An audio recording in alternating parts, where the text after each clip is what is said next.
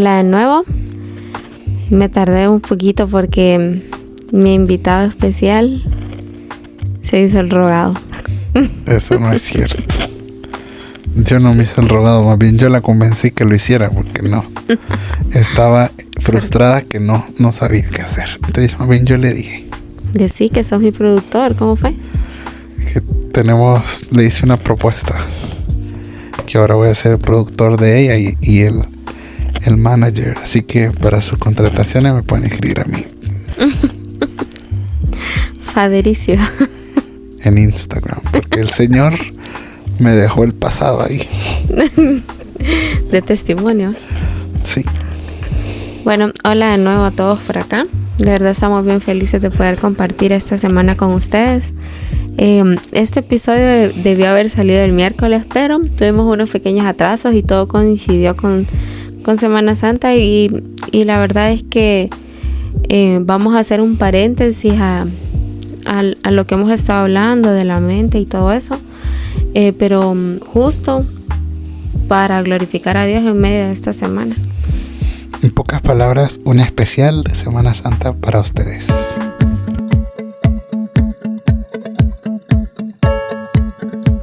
Estos días estuvimos leyendo, hemos estado haciendo un devocional del Nuevo Testamento, que literalmente el devocional es leer todo el Nuevo Testamento, ¿va? Entonces no es como que tanto devocional como un devocional, sino leer en secuencia, ¿va? El Nuevo Testamento. Adicional a eso, creo que también dentro de la iglesia hemos estado haciendo como un estudio de Juan y creemos que realmente Dios ha hecho nos ha estado hablando bastante acerca de Jesús, acerca de cómo Él caminó sobre esta tierra y cuál es el ejemplo que debemos de seguir. Creo que todo pareciera que se hizo una conspiración en el tiempo, espacio, porque en medio que estudiamos Nuevo Testamento, pues escuchamos las prédicas de nuestro pastor, escuchábamos tal vez podcast de otras personas y el estudio pues de la Biblia, que realmente nos han querido y nos han hecho para este día traer para ustedes esta pequeña reflexión que traemos hoy. Algo que nos llamó la atención en Hechos fue que se repetía bastante como los del camino, en el camino, y era como esa repetición, y creo que yo no lo tenía como tan presente hasta que vos me dijiste como, ¿te has dado cuenta que a los seguidores de Jesús, a la iglesia, antes de que se llamara como cristianos, les decían los del camino? Uh-huh. Entonces yo como que le empecé a poner más atención, ¿verdad? Entonces, lo que más me sorprendió es que actualmente lo decimos inconscientemente, ¿verdad? Por ejemplo, le decimos a las personas, vos que estás en el camino, mucha gente lo busca, vos que estás en los caminos de Dios, o vos que estás en el camino de Dios, puedes orar por mí, y cómo vas en los caminos de Dios. Entonces siempre es un hecho que tal vez no se dejó no se dejó de utilizar del todo, pues. Ahora pues nos decimos cristianos, pero todavía hablamos del camino y recordemos que también Jesús es el camino, la verdad y la vida. En Hechos 9:2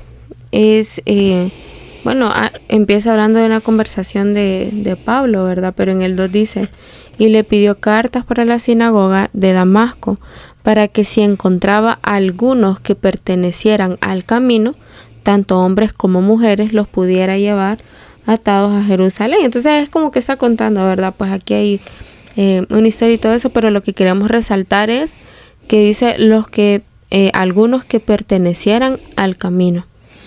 Entonces, partiendo de aquí, queremos como identificar como cuál es ese camino. Yo crecí en la iglesia y ahora que estoy grande, pues siempre la gente, casi siempre amigos que tengo, personas que quizás se han apartado, ¿verdad? Me dicen como, vos que permaneciste en el camino de Dios. O la gente dice como, no, yo estoy en el camino del Señor. Y se repite esa historia, ¿verdad? Así como lo vemos ahorita en Hechos. Y yo tenía una pregunta, ¿va? ¿Cómo la gente se identifica con el camino de Jesús? Entonces, creo que muchos creemos, ¿verdad? O hemos creído por mucho tiempo que nos identificamos en ese camino por ir a la iglesia, por portarnos bien, hacer caridad, estudiar la Biblia, como las cosas que se supone que hace todo cristiano. Yo creo que sí, la mayoría de nosotros, pues, cuando decimos andamos en los caminos de Dios, que es como bien común decirlo, pues decimos, eso para nosotros se traduce como, está yendo a la iglesia, ¿va? Uh-huh. Se está portando bien, está haciendo caridad. Es líder. Ora. Y creo que definitivamente todo eso es parte del camino de Dios, ¿verdad? Pero creo que Jesús modeló un camino superior, mucho más profundo, ¿verdad? Y eso es un poco de lo que queremos hablar. Tal vez en este punto de tu vida, tal vez te has identificado cuando decís el camino con este tipo de cosas, pues ir a la iglesia, portarte bien, tratar de estar en santidad, tal vez ser parte de una comunidad de cristianos. Y hoy queremos ampliar un poco este conocimiento y poder darte esta inspiración que hemos encontrado en la palabra de Dios. Sí, el camino de Jesús no se reduce a una conducta externa. O sea, realmente todas estas cosas que estamos mencionando son el resultado de lo que se supone que debe de estar encendido en nuestro corazón. Pero no es en sí como la base de este camino, ¿va? Sino que eso es la respuesta de con quién estamos, podría decirlo así. Entonces, este camino nosotros lo hemos podido ver como una obediencia, una transformación y una rendición cada día. O sea, cada día en Jesús, ¿verdad? O sea, como no es lo que hago, sino a quien obedezco. No es lo que estoy produciendo, sino lo que dejo que se transforme en mi corazón. No es en cuántos ministerios estoy activo, sino cuánto yo me rindo a Dios. Entonces, pues para entrar un poquito en tema, yo quisiera como preguntarte a vos, Fabri, cómo Jesús demostró que Él es el camino.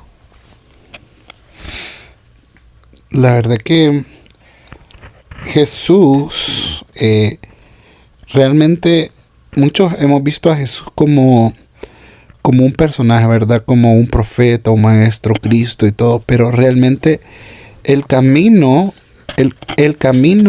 real que Jesús modeló es su vida misma, su manera de actuar. O sea, realmente nosotros hemos visto varias personas que tal vez han sido personas que son modelo para nuestras vidas. Si es para empresarios, decimos una persona que está dedicada a la empresa y uno le pregunta ¿cómo hiciste? No, pues yo hice esto y esto, y empieza a decir como puntos de su vida.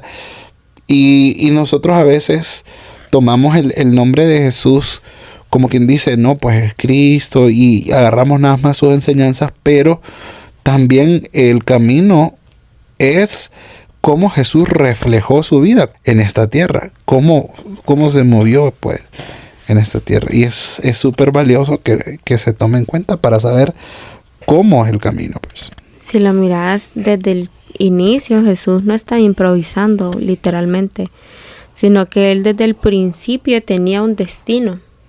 O sea, por más, cada milagro, ¿verdad? Como vos mencionabas, hemos estado en una serie en la iglesia con nuestros pastores, donde hemos visto qué había detrás de ese milagro, cuál era la señal detrás del milagro. Y vemos realmente que Jesús no estaba improvisando una multiplicación solo porque sí, no estaba multiplicando el vino solo porque sí, no estaba sanando enfermos solo porque sí, porque podía hacerlo, sino que detrás de todo esto había algo más profundo que Él quería revelarse a nosotros. Entonces, algo que yo resalto mucho es que Jesús no estaba apurado, pues. Jesús no estaba corriendo, haciendo todas estas cosas, pues. Creo que a la medida que leemos, ¿verdad?, las Escrituras, no vemos un Jesús que está corriendo por las demandas de la gente, sino que va despacio. O sea, si bien es cierto, estaba como en medio de todo el agite, pero Él no estaba corriendo, pues. No estaba diciendo, apúrense, que tengo que hacer un milagro, me tengo que ir. sino que Jesús hacía lo que tenía que hacer y él se retiraba, pero Jesús muy pocas veces, o me atrevo a decir casi nunca, estaba apurado. En este punto sería bueno llamar a nuestros escuchas y a reflexionar hacia dónde estás llevando tu vida. Si a este punto no tenés claro a dónde estamos llevando nuestra vida, hacia dónde estamos caminando, pues siempre es importante que penses en Jesús como un modelo a seguir hacia dónde ir, ¿verdad? Sí, Jesús estaba como enfocado, ¿verdad? Jesús estaba enfocado. Él tenía un destino que era la cruz. Nosotros, si no conociéramos el final de la historia, ¿verdad?, que era la resurrección, creeríamos que el destino final de Jesús era la cruz. O sea, Jesús apuntaba a la cruz, pero había algo después de la cruz. Y vemos a Jesús que cada decisión que tomaba, o sea, desde que él empezó su camino, desde que nació, cada decisión que él tomaba lo iba acercando a la cruz, no a saltarse la cruz, sino a la cruz. Entonces, su camino se estaba definiendo por la obediencia radical a Dios, pues. O sea, si algo tenía Jesús es que él sabía que iba a padecer, sabía que iba a tener gente cerca, gente lejos, gente que lo iba a criticar, que lo iban a amar, que otros lo iban a odiar.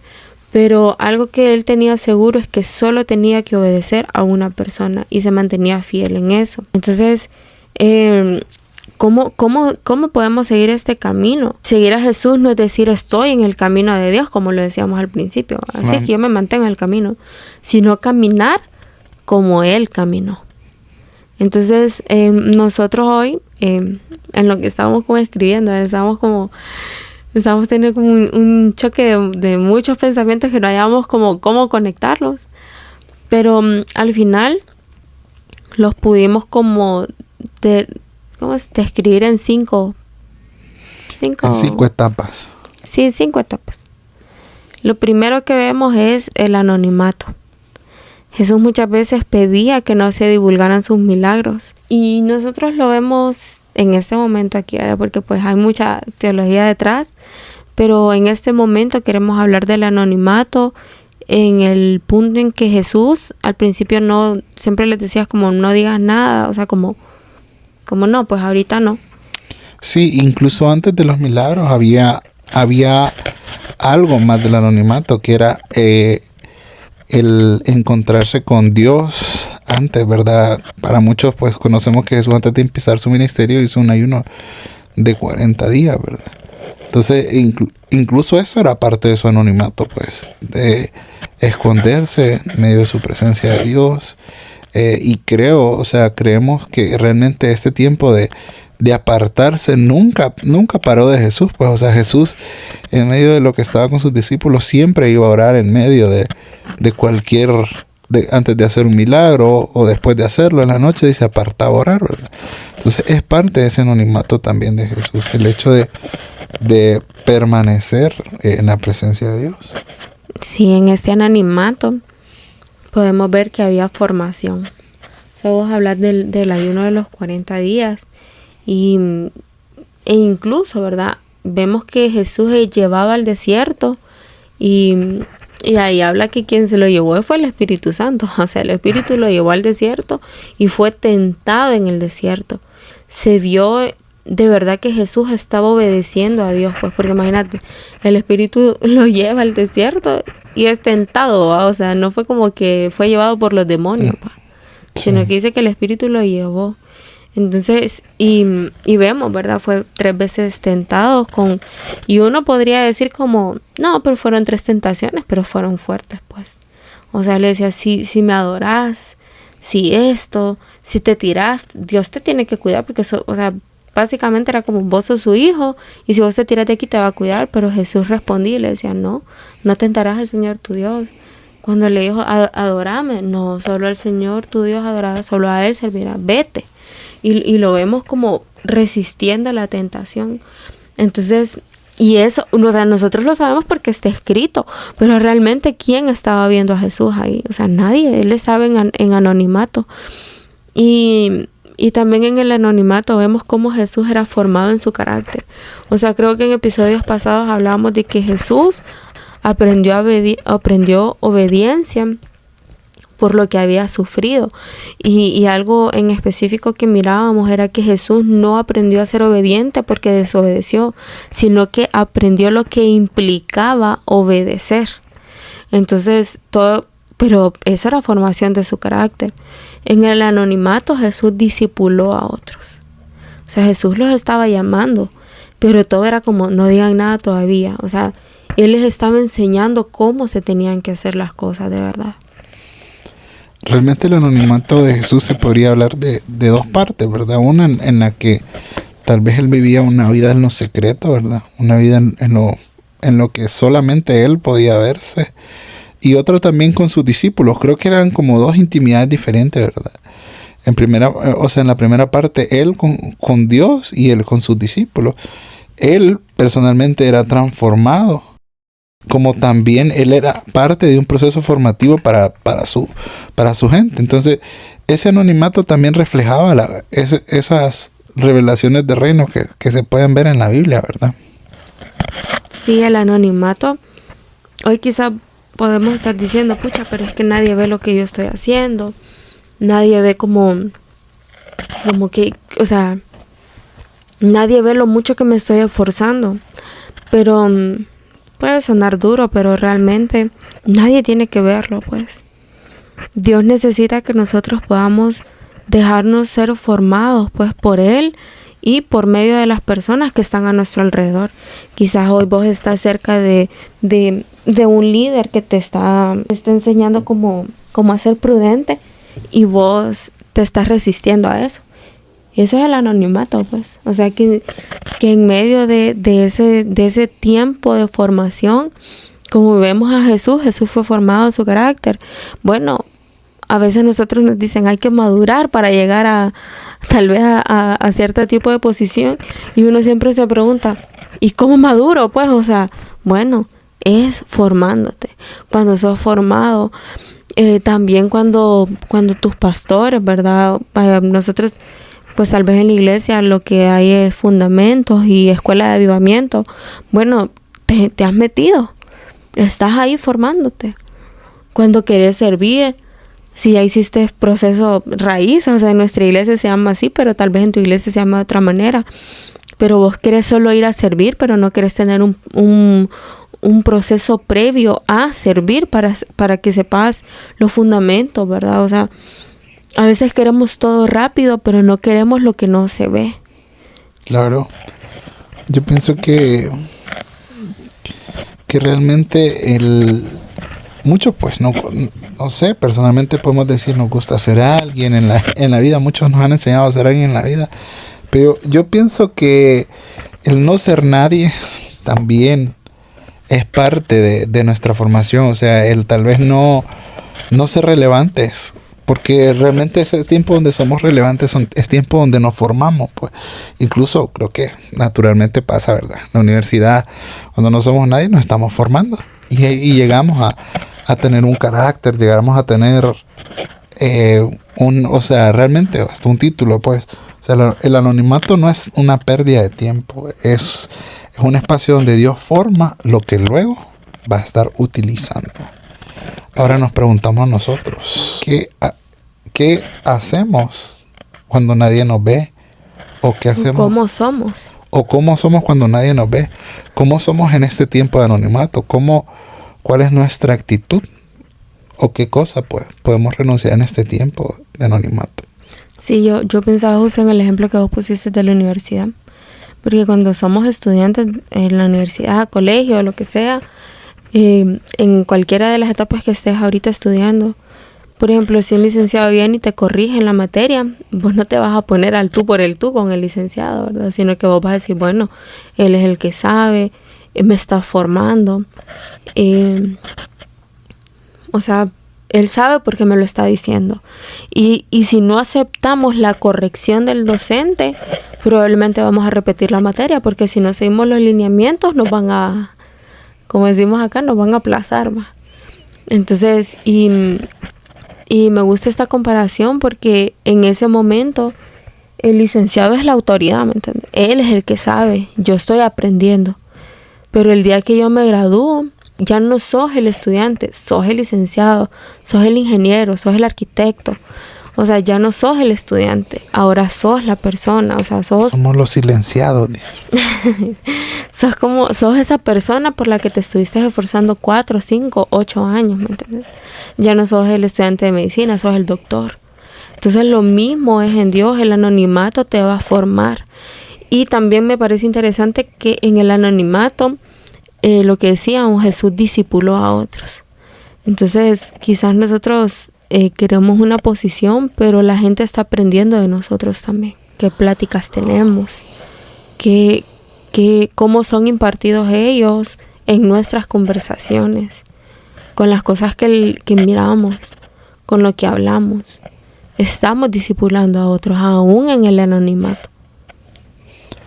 Definitivamente. Y eso nos lleva al segundo punto. Obviamente que si después de que hemos pasado un proceso de formación, lleva pues a un proceso de exposición, pues obviamente que Dios no pretende tenernos siempre debajo de la mesa, sino nadie prende una luz y la esconde, sino que la pone en un lugar alto para que alumbre, ¿verdad? Eso es Jesús, la luz. Luego de que Jesús empezara su ministerio, lo primero fue empezar a exponerse, pues parte del primer milagro de Jesús fue la boda de Caná, ¿verdad? Vemos este espacio realmente es un poco polémico, ¿verdad? Para lo que lo hemos leído, María, la madre de Jesús, le dice que hace un milagro y Jesús le dice, mujer, si no ha llegado mi hora. Realmente tal vez nosotros creamos de que fue como que realmente como que se le empujó a Jesús a empezar su ministerio cuando todavía no le tocaba, ¿verdad? Pero al final también vemos cómo Jesús, por algo tan sencillo como una boda, también era importante para él, porque decidió aún así empezar su ministerio, pues. Y ese ministerio realmente era el camino de la cruz, ¿verdad? Sí, a mí me gustaba mucho cuando el pastor estaba enseñando sobre justo este milagro, ¿verdad? Su mamá le había dicho como, Jesús, hagan todo lo que él dice. Y dice, mujer, pero ¿qué tiene que ver esto con nosotros? O sea, Jesús no era que estaba regañando a la mamá, sino que lo que Jesús le estaba diciendo es, si yo hago esto, no hay vuelta atrás. Entonces a mí me impactó un montón cuando el pastor explicaba esto, porque decía, Jesús no era que le estaba diciendo no lo quiero hacer, sino que Jesús le estaba diciendo, mamá, sos consciente que si yo convierto el agua en vino, no hay punto de retorno. O sea, ya aquí vamos con todo. Y su madre contesta, hagan todo lo que él les diga. Entonces era una mujer que estaba el pastor lo contaba de una manera súper cómica, dice. él decía, mujer, le decía a la madre, ¿por qué tiene que ver esto con nosotros? Y María le dice, manden a hacer los tinacos de agua. Y dice, igual como que le respondiera, me vale, dice. Y al final pues lo impulsó a iniciar su ministerio. Y es como tan valioso saber de que incluso peticiones como algo tan sencillo, pues, o sea, ¿quién diría? O sea, ¿cuántos desearíamos que Dios y Jesús quitara el hambre mundial, la paz mundial, no sé, pues, pero algo tan sencillo como se me terminó el vino de la boda y que Jesús convierta el agua en vino, y ese milagro, o sea, que parece insignificante, fue parte del inicio de su ministerio, pues, de su camino a la cruz. De la exposición que iba a llegar a tener. Claro. Porque la exposición de que su madre dijera, yo tengo un hijo que sabe hacer milagros, yo tengo un hijo que... Porque, bueno, algo que se nos ocurrió cuando estábamos escuchando esta prédica era que si María estaba diciendo que él podía, es que... Bueno, no sé, ¿verdad? Eso es una especulación de Fabricio y mía. Pero ¿cuántas cosas había Jesús multiplicado en su casa? El pan, no sé. Se le terminó la coca y... No. No había coca. No, bueno. Sino que, o sea, era porque lo había visto, pero más que María decir, yo tengo un hijo super guau, y exaltarlo, María lo que sabía es que estaba cumpliendo su propósito. Jesús estaba empezando a caminar para lo que nació. La exposición que María estaba haciendo sobre Jesús no era para exaltarlo, sino para encaminarlo a cumplir su propósito. Entonces no era una madre que estaba como cegada, sino que ella sabía, ese era un punto sin retorno. Entonces aquí nosotros pensamos, ¿va? ¿A quién mostramos cuando empezamos a ser visibles para la gente, para nuestros amigos?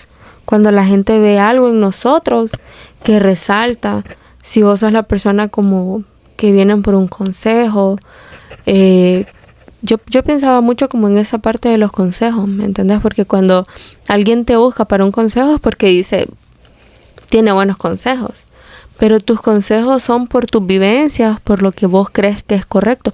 Hace poquito, ¿sabes? Estaba viendo YouTube y me salió como un anuncio de otro podcast secular que decía, yo doy los mejores consejos, pero no los sigo.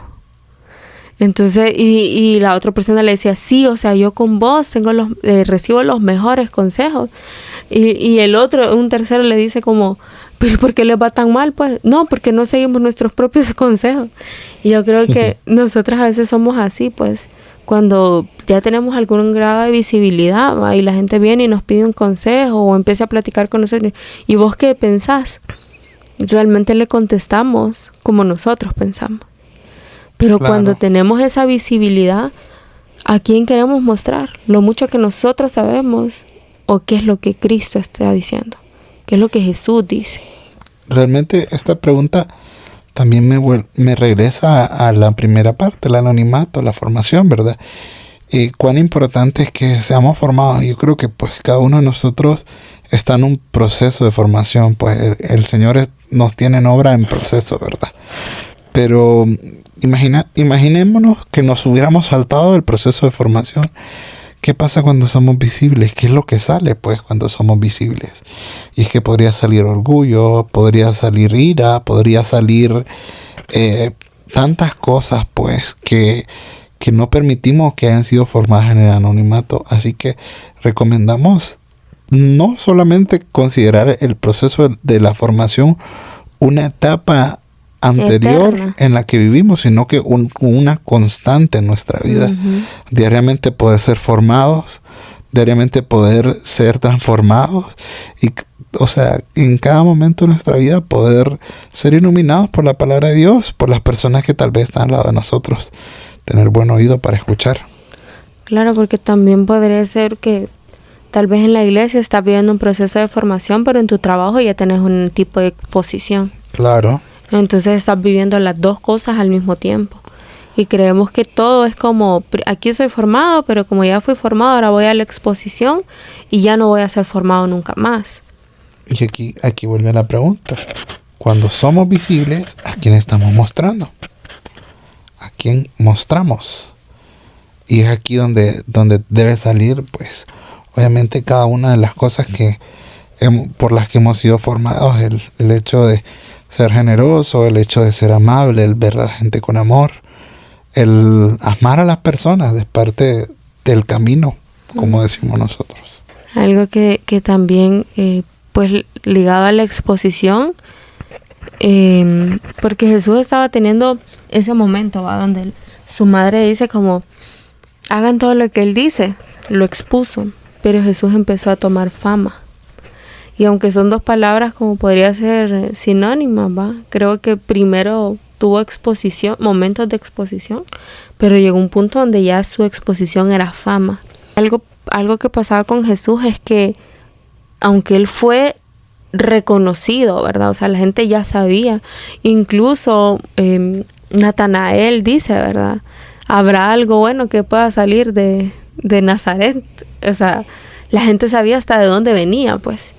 Pero Jesús nunca se dejó definir por la fama. O sea, era reconocido. La gente sabía de dónde era, quiénes eran hasta sus padres, porque si de María, de José, del que hace esto, era carpintero. O sea, claro.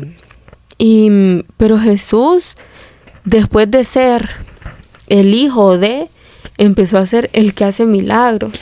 El que se dice que es hijo de Dios.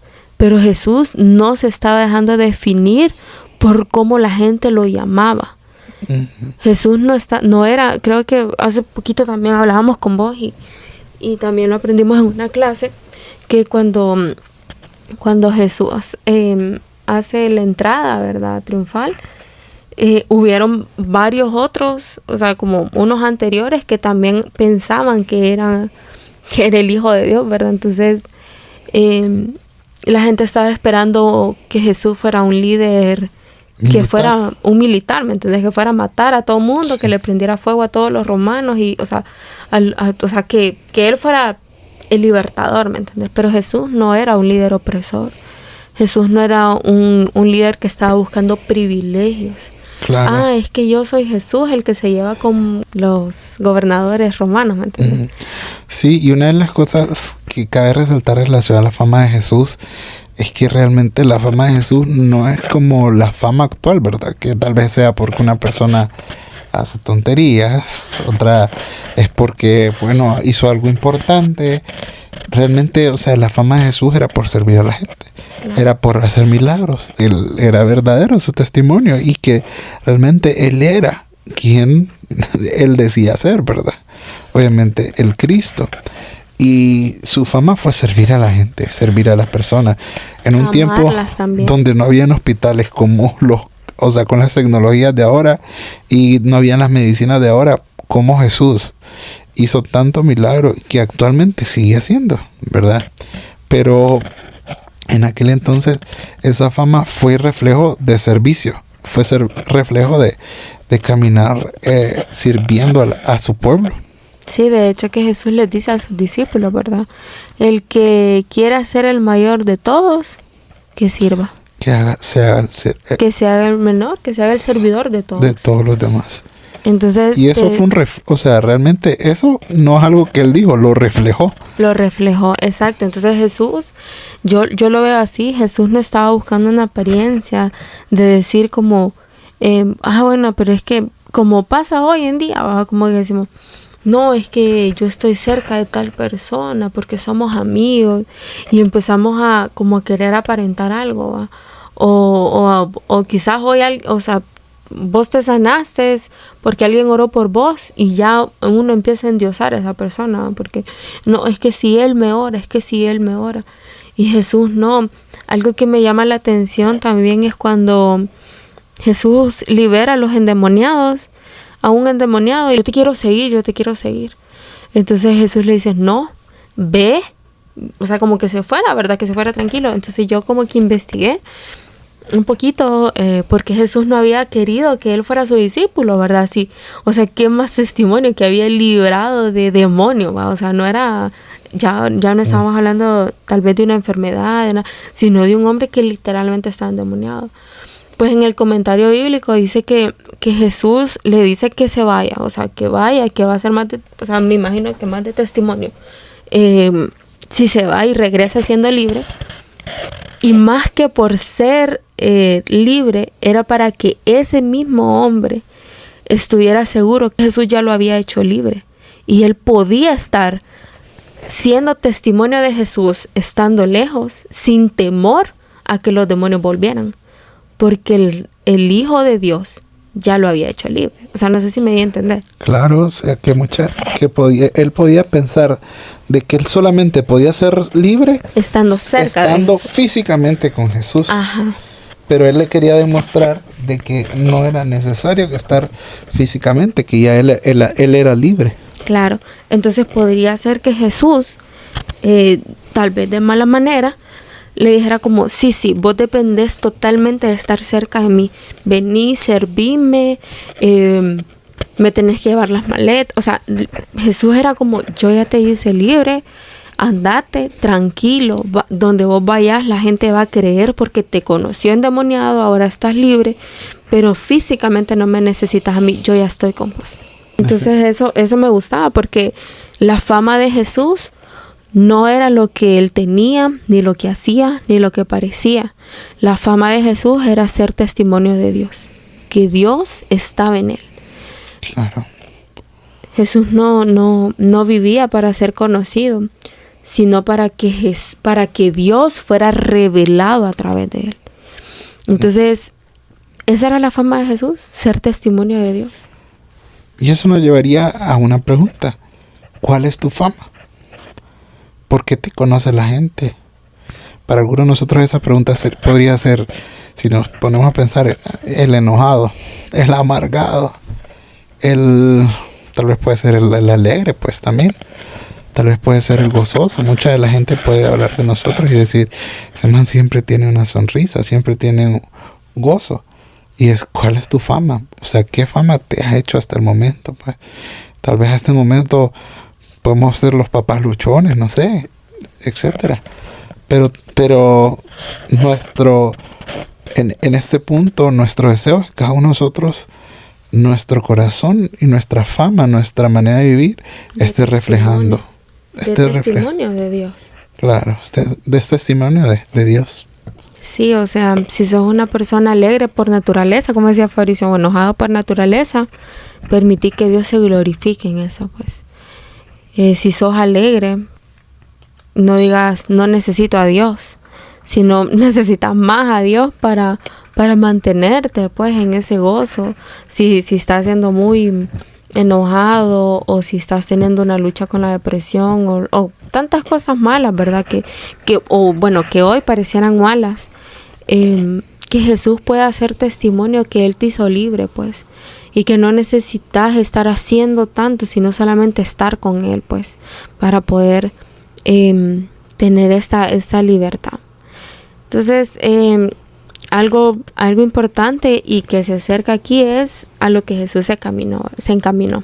Porque Jesús había estado haciendo milagros y todo lo que hablamos, pero el camino de la cruz, o sea, ese tramo que Jesús iba a llevar su cruz para el momento donde Él iba a ser crucificado, era un camino demasiado doloroso. O sea, creo que algo que a mí me impresiona de esta parte de la cruz es cuando Jesús va a orar.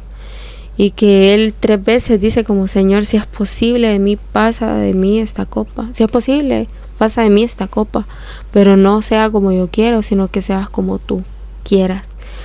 Y pues entendemos, ¿verdad? Que al momento de la cruz, cuando Jesús dice, Señor, ¿por qué me has abandonado? No es porque Dios literalmente lo abandonó, sino porque para poder ser libres, todo el pecado del mundo entró en Jesús y pues Dios no habita en pecado. Entonces era como en ese momento de cuando Él dice eso, es porque el Espíritu de Dios, o sea, se quita de Jesús para que entre el pecado y bueno, es un momento súper doloroso. Yo creo que realmente la cruz es la parte gloriosa también de Jesús. O sea, recordemos que cualquiera de nosotros nos gustan los milagros, nos gusta tal vez la fama de Jesús, ¿me entienden?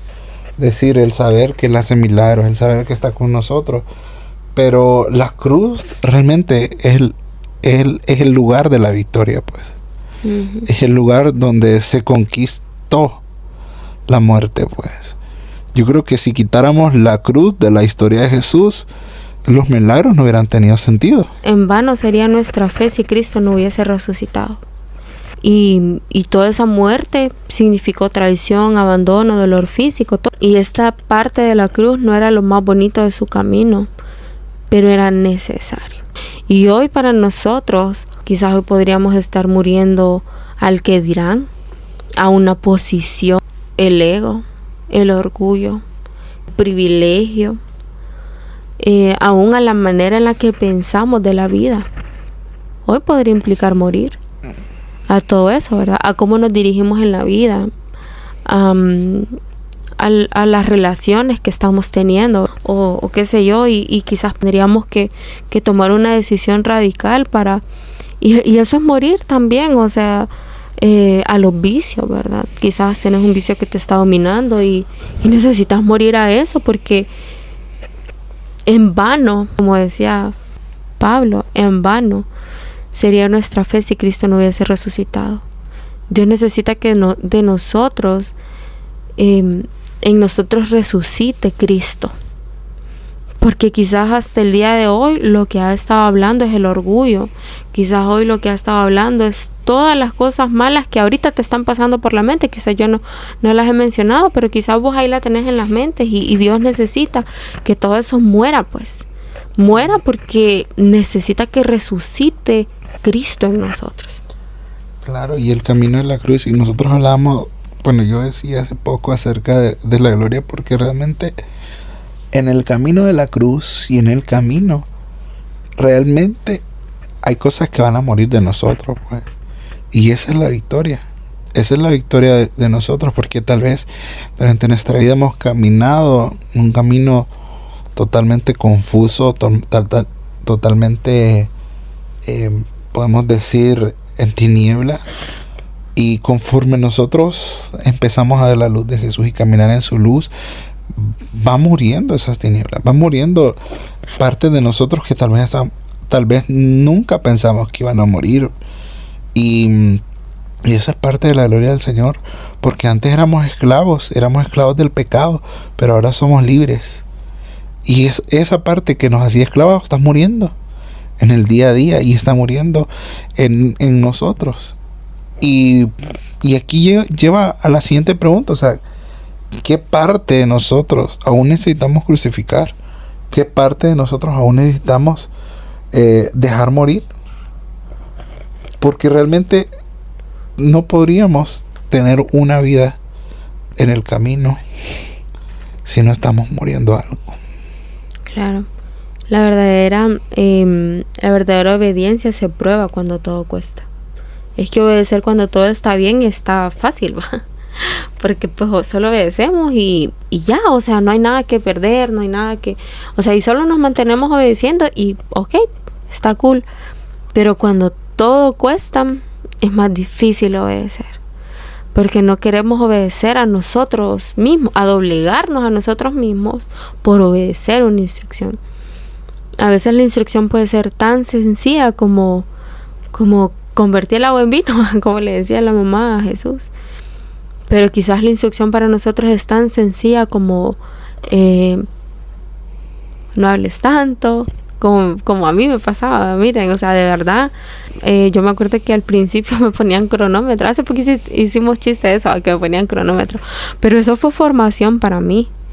Y hoy yo creo que soy muy buena escuchando también, entonces... ¿Le ponemos el cronómetro otra vez? No, ya no me ponen porque ya no hablo tanto. Pero la verdad es que yo hoy le doy gracias porque fue formación para mí y eso me enseñó un montón, pues, o sea, creo que ahora estoy más atenta a escuchar, a poder ver, y creo que nos ha pasado a todos, pues, o sea, tal vez no te han puesto un cronómetro, pero quizás te han dado una instrucción sencilla como deja esas amistades por una temporada, deja una relación que te está afectando, una instrucción como métete a fundamentos, o tal vez en algunas iglesias que le llaman discipulados, tal vez servir en la iglesia, o sea, hay una instrucción tan pequeña, pero eso te va a llevar a morir aún hasta la pena, porque hay gente que tiene pena, que no es que no sirve porque algo malo, sino porque le da pena. Entonces quizás hoy vas a tener que morir a esa pena. O quizás hoy tenés que, o sea, no sé, llámale como vos querás, pero tal vez esa instrucción es el primer paso para empezar a morir a todo lo que hoy te ha tenido estancado, repitiendo ciclos y no permitiéndote avanzar. Pero aunque la cruz parecía el destino, ahora viene lo más hermoso, la resurrección. Jesús venció la muerte y con eso quitó el dominio del pecado, trajo vida donde había muerte y dio esperanza donde había dolor. La resurrección no es solo un evento, es una realidad que hoy vive en nosotros. Ahorita venimos saliendo de la iglesia y sí, amigos, son las 11:54 de la noche que estamos grabando este video, este audio. Algún día tendremos video en fe. Y algo que decía nuestra pastora es que cuando Jesús venció la muerte, quitó el dominio de la muerte en nosotros, y que quizás nosotros vamos a morir en este cuerpo natural, pero nosotros vamos a resucitar en la eternidad. Amén. Entonces, esa a mí me gusta mucho porque la resurrección hoy también representa el cumplimiento de todo eso a lo que estamos muriendo. Creo que lo hablamos en uno de los podcasts anteriores y decíamos, o sea, cuando muere una persona con falta de perdón, nace una persona llena de amor.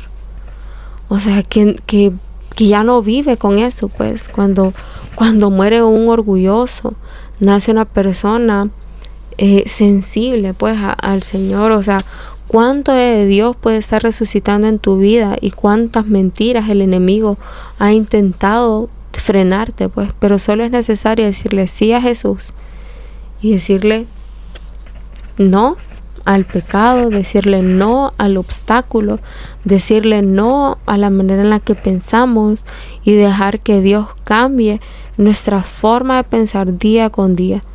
Esto de la resurrección es parte del camino de Jesús. O sea, recordemos que una de las premisas que nosotros hablamos al inicio, que, o sea, realmente nuestra vida debe intentar y caminar modelando su vida. O sea, su vida, o sea, no podemos obviar la vida de Jesús sin, o sea, obviando la resurrección. Pues. O sea, la resurrección es parte de su vida. Romanos 5:6 dice, porque si fuimos plantados juntamente con Él en la semejanza de su muerte, así también lo seremos en la de su resurrección. Y esta es una esperanza en la que vivimos, que así como Él murió y estuvimos plantados en su muerte, porque todos un día podemos morir, pero tenemos la esperanza que vamos a resucitar en Él también, ¿verdad? Entonces, cada uno de nosotros podemos creer en esta esperanza, en esta gloria, que estaremos próximamente resucitando. Los primeros cristianos, como decíamos al principio, los primeros cristianos no se les llamaba cristianos al inicio, se les conocía como los del camino. Lo leíamos al principio en Hechos 2:9, porque no seguían una religión, seguían una forma de vivir. Y eso es lo que hoy queremos enfatizar. Hay una forma en la que tenemos que vivir. Hay un camino que tenemos que seguir. Y no podemos seguir ese camino humano, pues, siguiendo al mejor líder que tenemos, siguiendo el camino del mejor amigo que tenemos, siguiendo el camino de nuestro esposo o nuestra esposa. El mejor camino que podemos seguir es el camino de Jesús. Y es ahí donde entra, ¿verdad? Una de las reflexiones finales es cómo vamos a ser en el anonimato. O sea, cómo vamos a ser formados, cómo vamos a caminar de ahora en adelante a partir de esta pequeña reflexión. Si realmente anhelamos estar en el camino de Dios, también anhelamos vivir como Él vivió. Estamos dispuestos también a morir como Él murió. Y estamos también dispuestos a servir como Él sirvió. Porque realmente ir a la iglesia es algo bonito, leer la Biblia es algo bonito, pero vivir como Él vivió representa algo significativo para nuestras sociedades. ¿Cuánto podría impactar una persona que siendo política sirve como Jesús? ¿Cuánto podría impactar un médico con excelencia dando su vida como Jesús la dio? ¿Cuántos matrimonios estarían hoy creciendo en Dios si solamente el hombre ama a su esposa como Cristo amó a la iglesia? ¿Cuántas mujeres estarían siendo coronas de su esposo, así como Cristo lo hizo, pues, en nosotros?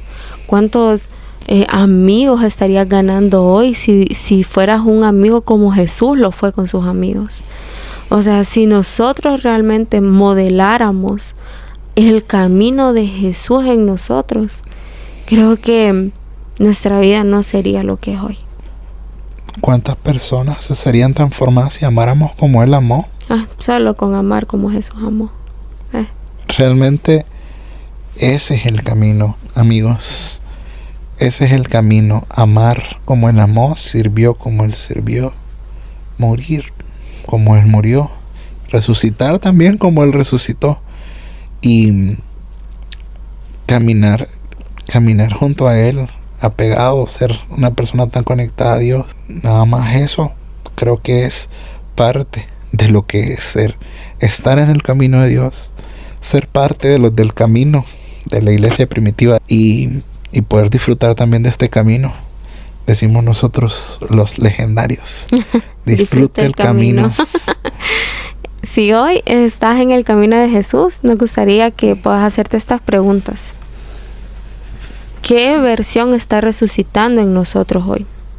¿Un cristiano superficial o alguien radical en su amor por Dios y por las personas?